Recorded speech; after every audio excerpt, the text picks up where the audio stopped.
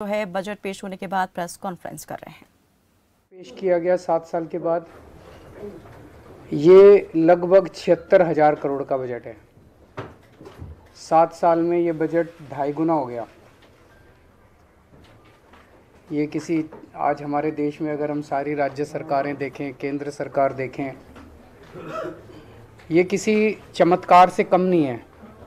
इतने बड़े स्केल के ऊपर इतना भारी बजट के अंदर इम्प्रूवमेंट कोई चमत्कार से कम नहीं है। ये केवल और केवल एक ही कारण से हुआ, क्योंकि हमारी पार्टी एक कट्टर ईमानदार पार्टी है।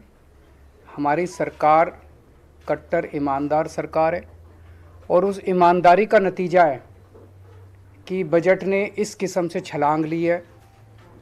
हमने 7 साल के अंदर अननेसेसरी एक्सपेंडिचर को ख़त्म किया, भ्रष्टाचार को ख़त्म किया, रेवेन्यू के अंदर जो लीकेजेस थी, एक्सपेंडिचर में जो लीकेजेस थी वो सब ख़त्म की, और उसका नतीजा है कि आज दिल्ली के लोगों को इतने बड़े बजट का फ़ायदा मिलने वाला है।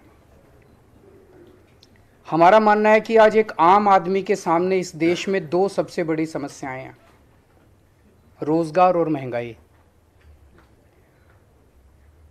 और इसको लेके अभी जैसे पंजाब में हमारी सरकार है, पंजाब में हमारी सरकार ने सरकार बनते ही 25,000 नई सरकारी नौकरियों का ऐलान किया, जिसका 1 महीने के बाद जिनकी भर्ती होने वाली है। 35,000 कच्चे कर्मचारियों को पक्का करने का ऐलान किया पंजाब में।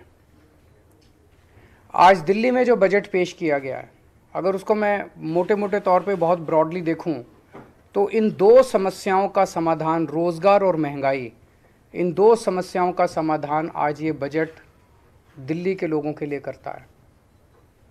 इतने बड़े स्केल के ऊपर इतने क्रिएटिव और इनोवेटिव तरीके के साथ मुझे नहीं लगता, रोज़गार पैदा करने के लिए मुझे नहीं लगता आज तक कभी भी किसी भी सरकार ने प्रयास किया है जो आज इस बजट के ज़रिए किया गया है।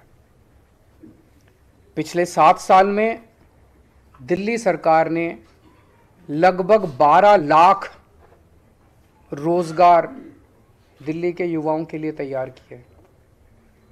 इनमें 1,78,000 रोज़गार सरकारी सेक्टर में थे और लगभग 10 लाख रोज़गार प्राइवेट सेक्टर में थे। 12 लाख रोज़गार पिछले 7 साल के अंदर दिल्ली में आम आदमी पार्टी की सरकार ने तैयार किए। आज जो बजट पेश किया गया है, ये बजट अगले 5 साल के अंदर 20 लाख नए रोजगार तैयार करने का लक्ष्य रखता है। ये बात कहने के लिए भी हिम्मत चाहिए कि हम अगले 5 साल में 20 लाख रोजगार देंगे। ये कोई चुनावी वादा नहीं है, आज कोई चुनावी सभा नहीं थी। आज विधानसभा के अंदर बजट रखा गया और बजट में 20 लाख रोजगार तैयार करने का एक पूरा खाका देश के सामने रखा गया। ये बहुत ही बोल्ड बजट है, बहुत ही इनोवेटिव बजट है, और इसके लिए मैं मनीष सिसोदिया जी को और उनकी पूरी टीम को बहुत बहुत बधाई देता हूँ। यही आज लोगों की सबसे ज़्यादा ज़रूरत है। कोरोना की वजह से बहुत सारे जॉब्स चले गए, हर घर के अंदर तकलीफ़ है, लोगों के पास नौकरियां नहीं हैं, लोगों के पास जॉब्स नहीं हैं।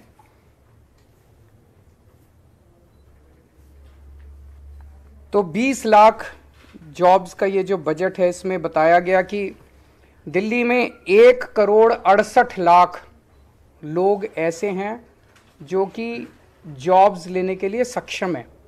आबादी 1,68,00,000 नहीं है, आबादी तो 2 करोड़ के ऊपर है, लेकिन उसमें बच्चे हैं। ये 1,68,00,000 लोग टोटल हैं who are fit to take up jobs.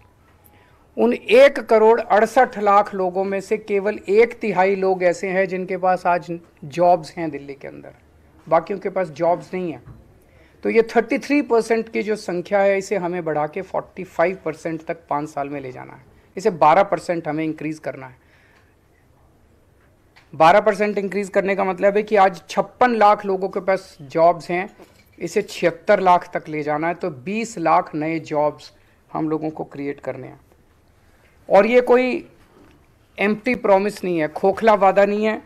आज जितने डिटेल में इस बजट के अंदर पूरी रूपरेखा समझाई गई है, जॉब्स कहाँ से आएंगे, इतनी इतनी महीन exercise, micro exercise, detailed exercise, practical exercise मुझे नहीं लगता कभी इस तरह की हुई है। जो सेक्टर्स आइडेंटिफाई किए गए रिटेल सेक्टर में, इन सेक्टर्स के अंदर जॉब्स क्रिएट किए जाएंगे। Retail sector, food and beverage sector, logistics and supply chain, travel and tourism, entertainment, construction, real estate, green energy. तो ये 8 सेक्टर्स हैं, 8 क्षेत्र हैं जहाँ पे नए जॉब्स क्रिएट किए जाएंगे और हर एक की बहुत डिटेल्ड प्लानिंग की गई है, हर एक की बहुत डिटेल्ड स्कीम्स बनाई गई हैं। दिल्ली की 5 मार्केट्स आइडेंटिफाई की गई हैं जो कि दिल्ली की फेमस मार्केट्स हैं, ट्रेडिशनल मार्केट्स हैं। इन मार्केट्स को पूरा रिवैम्प किया जाएगा, उनको रिनोवेट किया जाएगा और वहाँ पे उम्मीद है कि पूरे रिवैम्प और इनोवेशन के बाद उन मार्केट्स के अंदर बड़े स्तर के ऊपर बिजनेस बढ़ेगा। दिल्ली शॉपिंग फेस्टिवल लगाया जाएगा। दिल्ली शॉपिंग फेस्टिवल से उम्मीद है कि पूरे देश से और दुनिया भर से बहुत सारे टूरिस्ट्स दिल्ली आएंगे, जिससे दिल्ली की इकनॉमी बढ़ेगी। और हर साल दिल्ली शॉपिंग फेस्टिवल होगा, लंबा फेस्टिवल होगा, जिससे दिल्ली की इकोनॉमी बढ़ेगी और दिल्ली में बड़े स्तर के ऊपर जॉब्स क्रिएट होंगे। होलसेल, दिल्ली जो है हमेशा से देश का एक तरह से होलसेल मार्केट रहा है, पर किन्हीं कारणवश उसकी वो जो होलसेल का जो नेचर था, उसका जो कैरेक्टर था, वो ख़त्म हो गया। इसको वापस रिवाइव किया जाएगा, दिल्ली को वापस होलसेल मार्केट बनाया जाएगा और अलग से दिल्ली होलसेल शॉपिंग फेस्टिवल किया जाएगा। दिल्ली बाज़ार पोर्टल बना रहे हैं हम लोग। मैंने पिछली साल ऐलान किया था दिल्ली बाज़ार पोर्टल, जिसमें दिल्ली के सारी दुकानें, दिल्ली के सारे मार्केट्स एक पोर्टल पे लाए जाएंगे। तो दिल्ली के अंदर कुछ भी माल बिकता है, छोटी दुकान पे, बड़ी दुकान पे, कहीं भी कोई भी माल बिकता है, वो आपके पड़ोस में रहने वाला, किसी कॉलोनी में रहने वाला आदमी भी खरीद सकता है और 24 घंटे खरीद सकता है। ऐसा नहीं कि सूरज छिपने के बाद फिर दुकान बंद हो जाएगी, कभी भी खरीद सकता है, रात को 12 बजे 1 बजे भी खरीद। अमेरिका में रहने वाला कोई आदमी भी खरीद सकता है, लंदन में रहने वाला कोई आदमी भी आपके लोकल मार्केट से, खान मार्केट से, चांदनी चौक से, या आपके लोकल शॉपिंग कॉम्प्लेक्स से कोई भी माल खरीद सकता है। इससे हमें उम्मीद है कि दिल्ली की अर्थव्यवस्था को एक बड़ा जंप मिलेगा और दिल्ली के माल जो है वो पूरी दुनिया के अंदर बिकने चालू होंगे। गांधीनगर को ग्रैंड गारमेंट हब के रूप में डेवलप किया जाएगा। गांधीनगर का कपड़े का व्यापार जो है बहुत बड़ा है और इसको अगर हम अच्छे तरीके से, इसको सिस्टमैटिक तरीके से अगर रिवैम्प करके पूरे मार्केट को डेवलप किया जाए तो इसमें बहुत बड़ी अपॉर्चुनिटीज़ हैं। दिल्ली की जो नई स्टार्टअप पॉलिसी है वो बहुत बड़ी अपॉर्चुनिटीज़ खोलती है। दिल्ली ऑलरेडी देश का स्टार्टअप कैपिटल बन चुका है। दिल्ली के अंदर आज पूरे देश में सबसे ज़्यादा नए स्टार्टअप्स निकल रहे हैं। तो दिल्ली की जो स्टार्टअप पॉलिसी है, हमें उम्मीद है इसके ज़रिए बच्चे जो हैं वो बहुत सारे नए नए बिज़नेस शुरू करेंगे और दूसरों को नौकरी देंगे। दिल्ली के जो नॉन कन्फॉर्मिंग इंडस्ट्रियल एरियाज़ हैं उसको सबको डेवलप किया जाएगा। यहाँ पे हमें उम्मीद है कि काफ़ी सारे जॉब्स निकलेंगे। जो फेमस फूड हब्स हैं उनको डेवलप किया जाएगा, उनको मार्केट किया जाएगा और फूड ट्रक पॉलिसी, जो खाने वाले ट्रक्स होते हैं, इसकी एक पॉलिसी बनाई जाएगी ताकि बड़े स्तर के ऊपर इनको प्रमोट किया जा सके। ये सारे वो चीज़ें हैं जो एक आम आदमी कर सकता है। हम कोई ऐसी चीज़ें नहीं कर रहे जिसके अंदर बहुत बड़ी कैपिटल की ज़रूरत है। जो एक आम आदमी, छोटा आदमी थोड़ी से कैपिटल से, छोटी कैपिटल से अपना बिजनेस शुरू कर सकता है। ये सारी चीज़ें, क्लाउड किचन क्लस्टर्स की स्थापना की जाएगी, इलेक्ट्रॉनिक सिटी बनाई जाएगी, e vehicle, solar energy, urban farming, इसके ज़रिए ऑलरेडी दिल्ली ईवी कैपिटल बन चुका है देश का। दिल्ली फिल्म पॉलिसी जो बनाई गई है, हमें उम्मीद है इसके ज़रिए बहुत सारे जॉब्स क्रिएट होंगे। रोज़गार बाज़ार पोर्टल जो हमने बनाया, रोज़गार पोर्टल जो बनाया था हमने पिछली साल जैसे ही हमने शुरू किया उसमें 10 लाख के करीब जॉब्स निकले थे। इसका सेकंड वर्जन बनाया जा रहा है। तो इस तरह से ये जो 20 लाख जॉब्स का एक एक के सामने लिखा है कि ये करने से इतने जॉब्स क्रिएट होंगे, ये करने से इतने जॉब्स क्रिएट होंगे, ये करने से, ये पूरा डिटेल्ड प्लान आज देश के सामने रखा गया। दूसरी सबसे बड़ी समस्या लोगों के सामने है महंगाई की। महंगाई बहुत ज़्यादा बढ़ गई है, एक आम आदमी को अपना घर चलाना मुश्किल हो गया है। इसमें भी बहुत सारी चीज़ें ऐसी हैं जो दिल्ली के लोगों को, केवल और केवल दिल्ली के लोगों को मिल रही है और वो जारी रहेंगे। आज दिल्ली के अंदर सरकारी स्कूल बेहद शानदार हो गए हैं, शिक्षा फ्री है, कोई पैसा देने की ज़रूरत नहीं है, पूरी की पूरी शिक्षा फ्री है। ढेरों लोग अपने बच्चों को प्राइवेट स्कूल से निकाल के सरकारी स्कूलों में भर्ती करा रहे हैं। ढेरों लोग, इस साल 4.25 लाख लोगों ने प्राइवेट स्कूल से निकाल के सरकारी स्कूलों में भर्ती कराए हैं। अगर आपके घर में 2 भी बच्चे हैं पढ़ने वाले और प्राइवेट स्कूल में पढ़ते हैं तो अगर 3-4 हज़ार 5 हज़ार रुपये तो एक बच्चे की फ़ीस आई जाती है। तो 10,000 रुपये पर मंथ एक आम आदमी का महंगाई के, इतने महंगाई के ज़माने में बच गया, स्कूल का ही बच गया। बहुत बड़ी बात है। हेल्थ के क्षेत्र में दिल्ली अकेला देश, पूरे देश के अंदर दिल्ली अकेला राज्य है जहाँ पे हर आदमी, चाहे अमीर हो चाहे गरीब हो, उसका पूरा इलाज मुफ्त है। अगर आपको थोड़ा सा बुखार हुआ, मोहल्ला क्लिनिक जाइए, आपको डॉक्टर दवाई देगा, डॉक्टर भी फ्री, दवाइयाँ भी फ्री, टेस्ट भी फ्री, सब कुछ फ्री। अगर आपको कोई बहुत बड़ी बीमारी हो गई जिसमें 20 लाख 30 लाख 40 लाख का खर्चा आता है, आप जीटीबी जाइए, एलएनजेपी जाइए, जीबी पंत जाइए, दिल्ली सरकार के 38 बड़े बड़े हॉस्पिटल है, किसी में भी जाइए, सारा इलाज फ्री है। सारा पैसा दिल्ली सरकार देगी, आपसे पूछा नहीं जाएगा आप अमीर हो कि गरीब हो, बीपीएल के कार्ड की ज़रूरत नहीं है। आप अगर कोई टेस्ट कराना है, एमआरआई कराना है, सीटी स्कैन कराना है, जो भी कराना है, दिल्ली सरकार के हॉस्पिटल्स में फ्री है। हॉस्पिटल में टेस्ट ना हो पाए, आप प्राइवेट में करा लो, सारा रिम्बर्स किया जाता है। इस तरह की हेल्थ सिक्योरिटी जो है, मुझे नहीं लगता देश तो छोड़ो, दुनिया में कहीं इस किस्म की हेल्थ सिक्योरिटी कहीं किसी भी राज्य के सिटीजन्स को दी गई है।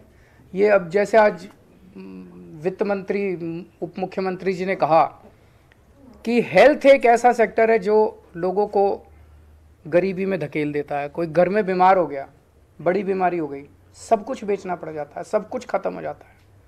वो दिल्ली के लोगों को चिंता करने की ज़रूरत नहीं है। बहुत बड़ी सिक्योरिटी है, शिक्षा की सिक्योरिटी, हेल्थ की सिक्योरिटी।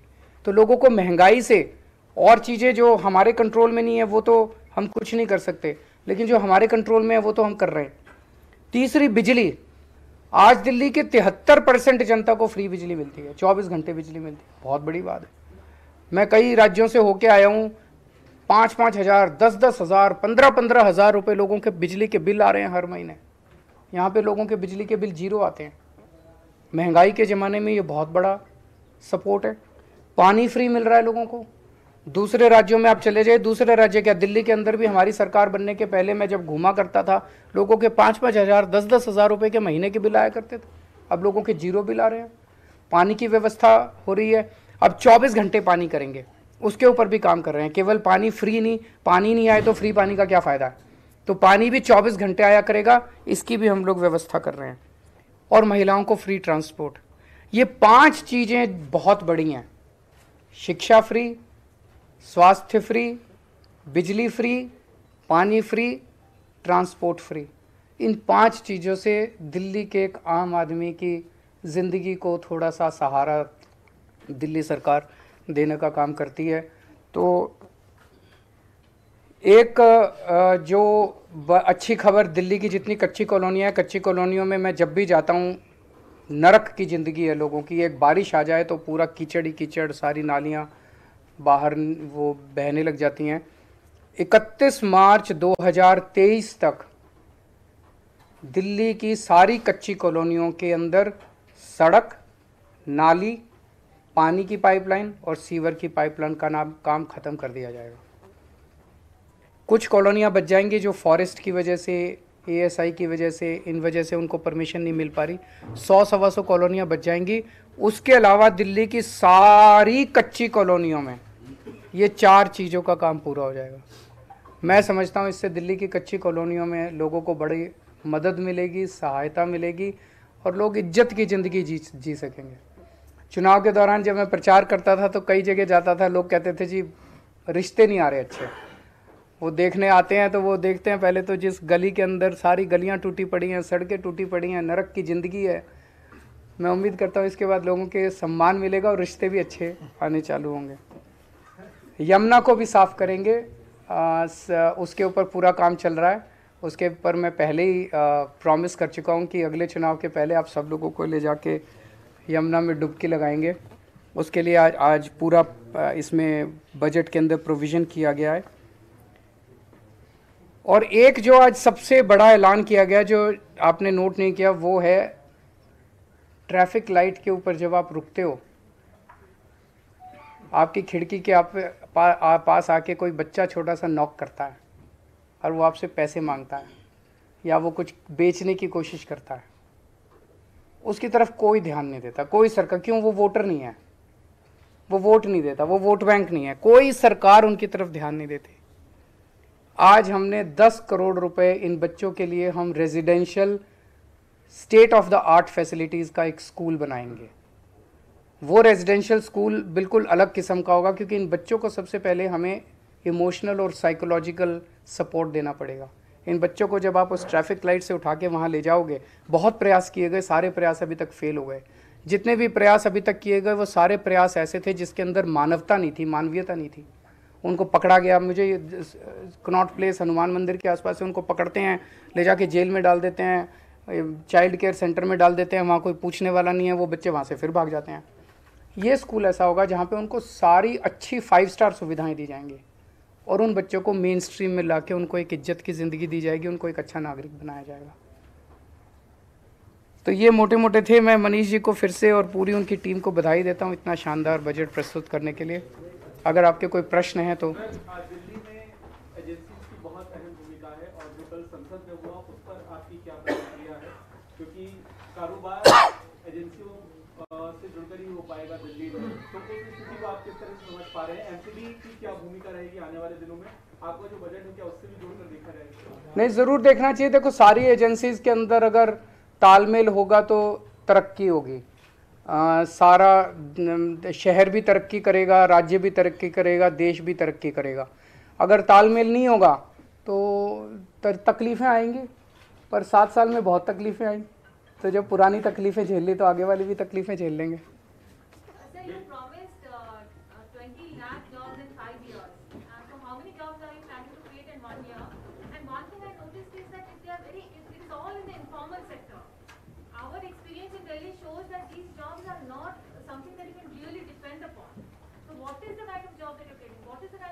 पहली तो आप कह रहे हो कि तो 20 लाख 5 साल में, तो 20 divided by 5 4 lakh jobs you should expect in the next 1 year.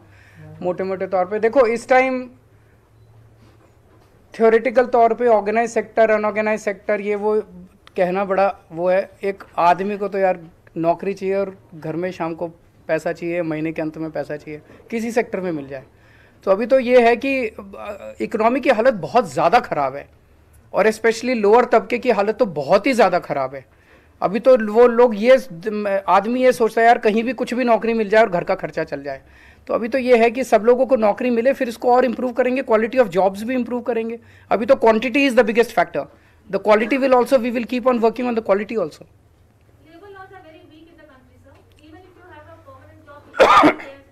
We will work on that. So you had invited suggestions from general public. तो दिल्ली के CM Arvind Kejriwal press conference के बाद बजट पर चर्चा करते हुए डेप्यूटी सीएम मनीष सिसोदिया भी साथ में मौजूद। उन्होंने कहा कि हमने भ्रष्टाचार को खत्म किया, 7 साल में बेवजह के खर्चे बंद किए।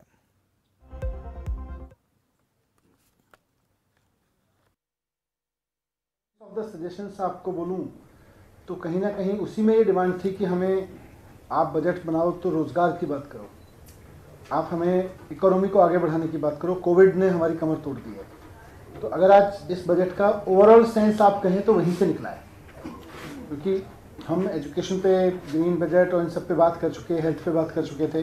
लोगों ने यही हमें कहा कि आप, और जो हमने पूरा रिटेल मार्केट को लेके जो पॉलिसीज़ बनाई हैं ये लोगों के बीच से ही निकल के आया। और उसके बाद हमने उन जो भी सजेशंस आए थे उनके बाद हमने उन सजेशंस के फर्दर सेक्टर्स पे पूरी स्टडी कराई। हम मार्केट के एसोसिएशन से हमारी टीम्स जाके मिली सजेशंस के बेस पे, अलग अलग गांधीनगर से लेके कमला नगर और जितने भी मार्केट्स दिल्ली में फेमस हैं, क्लाउड किचन के लोगों से हम लोग जाके मिले, उनके साथ में उनका पूरा स्ट्रक्चर समझा, उनकी प्रॉब्लम समझी, सरकार का इंटरवेंशन कहाँ चाहिए और वो कितने जॉब्स क्रिएट कर सकते हैं। तो जो भी आज बोला वो सजेशंस ही उसका आधार बने।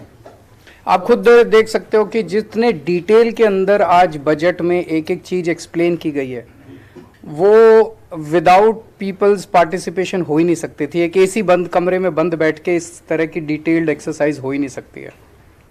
Sir, you had spoken about the new startup policy where you're going to ensure that the entrepreneurs are going to focus on their ideas and you will take care of the rest of the issues.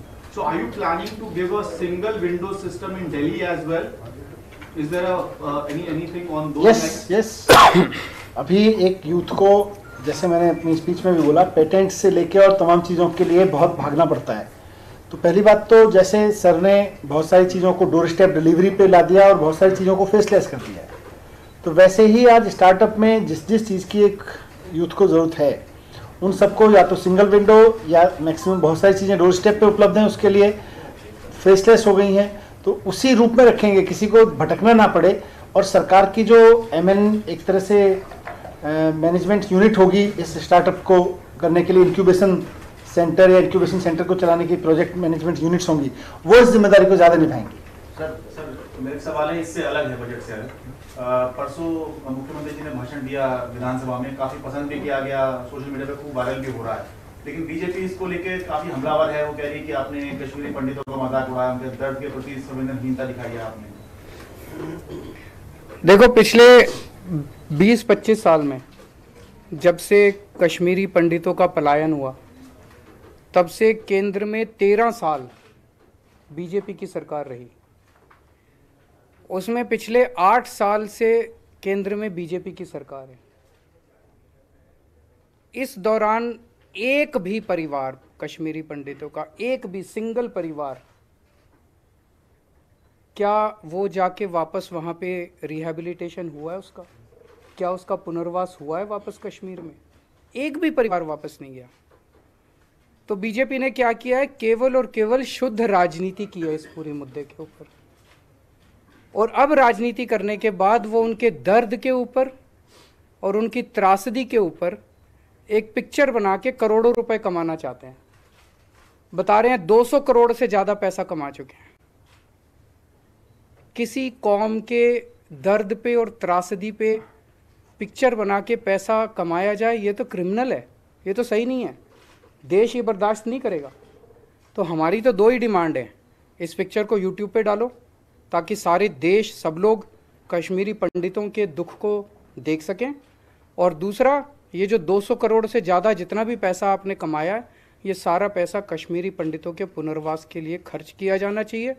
और तीसरा कि अब ठोस steps उठाए जाएं ताकि कश्मीरी पंडित actually अपने अपने घर को लौट सकें। 2 सवाल दोनों सवाल मैं पूछ लेता हूँ। एक तो ये कि दिल्ली से रिलेटेड जो बिल आया दिल्ली नगर निगम से रिलेटेड, उस बिल को आप किस तरीके से देखते हैं? और दूसरा सवाल ये कि 51,000 जो तीर्थ यात्रा आप निकाल रहे थे, उसके 51,000 तो लोग जा चुके हैं यात्रा पे, अब आगे उसको स्पीड अप करने का या कुछ और बढ़ाने का प्लान है? वो तीर्थ यात्रा दोबारा कल से शुरू हो गई है वो, और वो चलेगी। उसमें बजट की कमी नहीं होने देंगे। जब जब ट्रेन जैसे जैसे मिलेगी, जितने ज़्यादा से ज़्यादा तीर्थयात्रियों को हम भेज सकेंगे हम भेजेंगे। मैं खुद जब वो लौट के आते हैं उनसे मैं मिलता हूँ, जो खुशी उनके चेहरे पे होती है तीर्थ यात्रा करने के बाद, वो इतनी इन्फेक्शस होती है। आप मिलिए उनसे, बहुत अच्छा लगता है उन लोगों से। तो हम उसमें ज़्यादा से ज़्यादा लोगों को तीर्थ यात्रा कराएंगे। एमसीडी का जो बिल है वो केवल और केवल चुनाव स्थगित करने के लिए लाया गया। मतलब उस पूरे बिल के अंदर मोटे मोटे तौर पे देखें तो 2 ही बातें हैं। एक बात तो ये कि 272 से घटा के 250 वार्ड कर दिए। इससे क्या फ़ायदा हुआ भाई? पहले 272 वार्ड थे, अब 250 वार्ड कर दिए। तो कोई लॉजिक नहीं, कुछ नहीं। क्यों किया, किस लिए किया? एक ही कारण है कि 272 से 250 कर दिए तो अब डिलिमिटेशन होगा। अगर सेम रख देते तो डिलिमिटेशन नहीं होता, तो अब डिलिमिटेशन होगा। डिलिमिटेशन होगा तो 1-2 साल के लिए चुनाव गए, तो चुनाव टालने के लिए किया। और दूसरा कि पूरा का पूरा एमसीडी जो है वो अब केंद्र सरकार चलाएगी। ये तो संविधान के ही खिलाफ है। तो एक बारी बिल आ जाए, इसको हम भी स्टडी करेंगे, अगर जरूरत हुई तो हम कोर्ट में चैलेंज करेंगे फिर इसको। Thank you. Last question. Manish ji, budget में आपने ये कहा था कि दिल्ली में 7,000 से अधिक बस है और ये ऐतिहासिक आज तक है। इसमें डीटीसी कितनी बसें हैं और क्लस्टर कितनी है, और शहर की आबादी के हिसाब से कितनी बसों की जरूरत है जो कम है अभी? बसों का हमारा टारगेट इससे कहीं बड़ा है, पर मैंने ये कहा कि आज तक दिल्ली के इतिहास में दिल्ली की सड़कों पर दिल्ली सरकार के 7,000 से ज़्यादा बसें कभी नहीं चली। पहली बार ऐसा हुआ है कि 7,003 उसकी संख्या पहुंच गई और बढ़ रही है, लगातार बढ़ रही है। तो अभी आबादी के हिसाब से तो बहुत सही है, पर इतना बड़ा बेड़ा भी कभी नहीं हुआ। Thank you. तो दिल्ली के मुख्यमंत्री अरविंद केजरीवाल प्रेस कॉन्फ्रेंस करते हुए बजट पर अपनी बात रखते हुए, साथ में डिप्टी सीएम मनीष सिसोदिया भी मौजूद रहे। इस दरमियान उन्होंने तमाम सवालों के जवाब भी दिए। उन्होंने कहा कि हमारी पार्टी ईमानदार पार्टी है। साथ ही उन्होंने ये भी कहा कि 7 साल में बेवजह के खर्चे बंद किए हैं। 5 साल में 20 लाख रोजगार देने का हमारा लक्ष्य है। 10 लाख निजी, 2 लाख निजी क्षेत्र में रोजगार। उन्होंने कहा कि हमने भ्रष्टाचार भी खत्म किया और जो बजट पेश किया है उससे दिल्ली वासियों का फायदा होगा। दिल्ली में 12 लाख रोजगार के अवसर भी हमने दिए। ये तमाम बातें उन्होंने कही। उन्होंने कहा कि आज के दौर में रोजगार महंगाई सबसे बड़ी समस्या है। साथ ही केंद्र सरकार पर भी निशाना साधा। एमसीडी से जुड़े हुए सवालों का भी उन्होंने जवाब दिया। उन्होंने कहा कि 272 वार्ड से घटाकर केंद्र सरकार इस बिल के जरिए, यूनिफिकेशन के बिल के जरिए 250 वार्ड करना चाह रही है, जिससे डीलिमिटेशन होगा और उसके बाद केंद्र सरकार एमसीडी को चलाएगी। ये संविधान के खिलाफ है। तमाम बातें दिल्ली के सीएम अरविंद केजरीवाल ने प्रेस कॉन्फ्रेंस के दौरान कही। बजट को लेकर चर्चा की। वहीं पंजाब का भी जिक्र किया।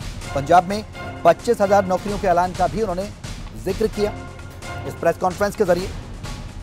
साथ ही उन्होंने यह भी कहा कि 35,000 कर्मचारी स्थायी होंगे। और बुलेटिन में यहां पर रुक रहे हैं कुछ देर के लिए।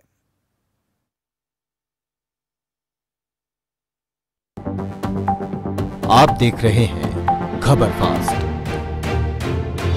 तेज खबर, पैनी नजर।